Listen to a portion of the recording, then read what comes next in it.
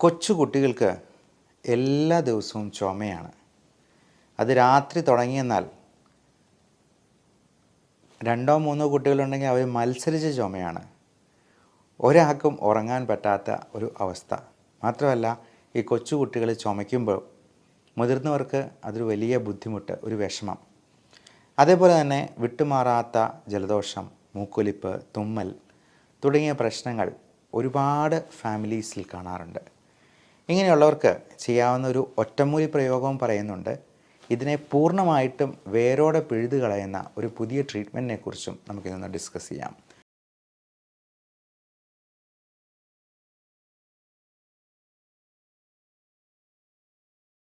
നമസ്കാരം, ഞാൻ doctor Bibin Jose, Pazhama medical centre, Pala, Kanjirappally and Sultan Bathery.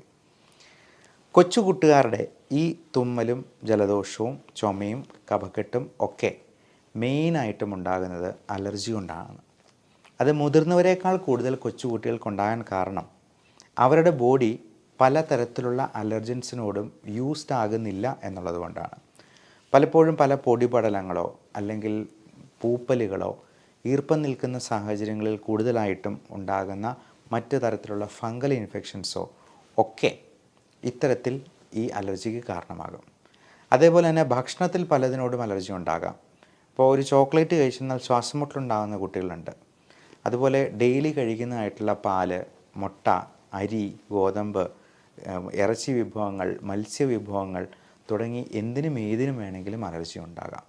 അപ്പോൾ നമ്മൾ എന്ത് ചെയ്യും? ഇത് എന്തിനാണ് എന്ന് കൃത്യമായിട്ട് കണ്ടുപിടിക്കുകയാണ് ആദ്യത്തെ മാർഗം.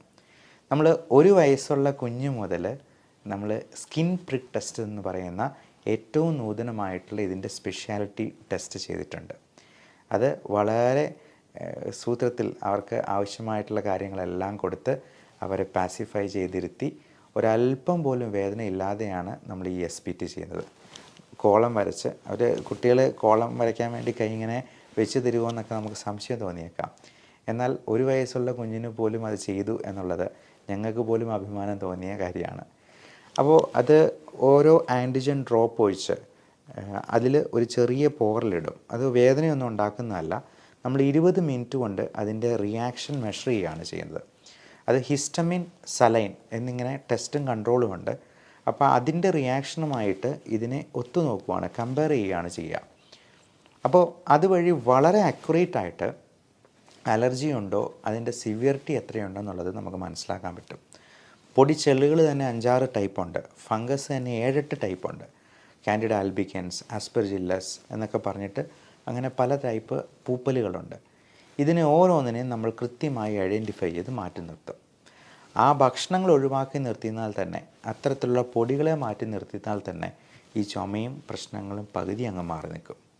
ഇനി മാറ്റാൻ പറ്റാത്ത പല കാര്യങ്ങളുണ്ട്. പൊടി എന്ന് പറയുന്നത് നമുക്ക് 100% ഒഴിവാക്കാൻ പറ്റില്ല.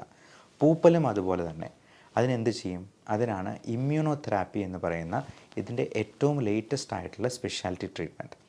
അതിൽ നമ്മൾ ചെയ്യുന്നത് അലർജി ഉള്ള സംഭവങ്ങളുടെ തന്നെ നാച്ചുറലായിട്ടുള്ള ആൻറ്റിജൻ എക്സ്ട്രാക്റ്റ് നമ്മൾ തുള്ളി മരുന്നായിട്ട് കൊടുക്കുകയാണ്. പണ്ട് അത് ഇഞ്ചക്ഷനായിട്ടായിരുന്നു കൊടുത്തിരുന്നത്. ആഴ്ച 2-3 ഇഞ്ചക്ഷനൊക്കെ കൊടുക്കുന്നത് അപ്രായോഗികമായ മാർഗ്ഗമായിരുന്നു. ഹോസ്പിറ്റലിൽ ചെന്ന് എടുക്കുകയും വേണം. എന്നാൽ ഈ തുള്ളി മരുന്ന് ഇപ്പോൾ വീട്ടിലോട്ട് തന്നെ കൊടുത്തു വിടുകയാണ്. അച്ഛനമ്മമാരോട് അതിൻ്റെ എല്ലാ ഇൻസ്ട്രക്ഷൻസും കൊടുത്ത് അവരുടെ ഫ്രിഡ്ജിൽ തന്നെ സൂക്ഷിച്ച് വയ്ക്കാം.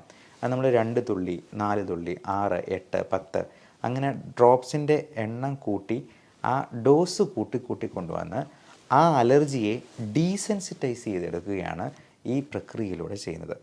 അത് ഏകദേശം 1 വർഷത്തോളം നീളും. അത് നമ്മൾ ആഴ്ചയിൽ 2-3 ദിവസം മാത്രമേ ഈ തുള്ളിമരുന്ന് ഉപയോഗിക്കേണ്ട കാര്യം വരുന്നുള്ളൂ. അതുകൊണ്ട് തന്നെ ഇത് എടുക്കും തോറും അവരുടെ അലർജി മാറി വരുന്നത് നിങ്ങൾക്ക് തന്നെ കാണാവുന്നതാണ്. നമ്മൾ ഏറ്റവും പ്രായം കുറഞ്ഞത് 1 വയസ്സുള്ള കുഞ്ഞിനാണ് ഇത് കൊടുത്തിരിക്കുന്നത്. ഏറ്റവും പ്രായം കൂടിയ ആൾ 74 വയസ്സുള്ള നമ്മുടെ വയനാട് ബിഷപ്പായിട്ടുള്ള ജോസഫ് മാർ തോമസ്, മലങ്കര സഭയുടെ ബിഷപ്പാണ്. അദ്ദേഹത്തിൻ്റെ വീഡിയോ ഒക്കെ നമുക്ക് യൂട്യൂബിൽ തന്നെ കാണാവുന്നതാണ്. എൻ്റെ പേരിൽ തന്നെ ഇമ്മ്യൂണോതെറാപ്പി എന്ന് കൊടുത്തെന്നാൽ ബിഷപ്പിന് കൊടുക്കുന്നത് അദ്ദേഹത്തിൻ്റെ തന്നെ ആവശ്യപ്രകാരം നമ്മൾ പബ്ലിഷ് ചെയ്തതുണ്ട്. അതൊക്കെ അങ്ങനെയുള്ളവർക്കെല്ലാം അലർജി പൂർണ്ണമായിട്ടും മാറി എന്നുള്ള സന്തോഷ വാർത്ത കൂടി ഇതിനോടൊപ്പം പങ്കുവയ്ക്കട്ടെ. ഇതേപോലെ തന്നെ ഭക്ഷണത്തിൽ അലർജി ഉണ്ടാകാം.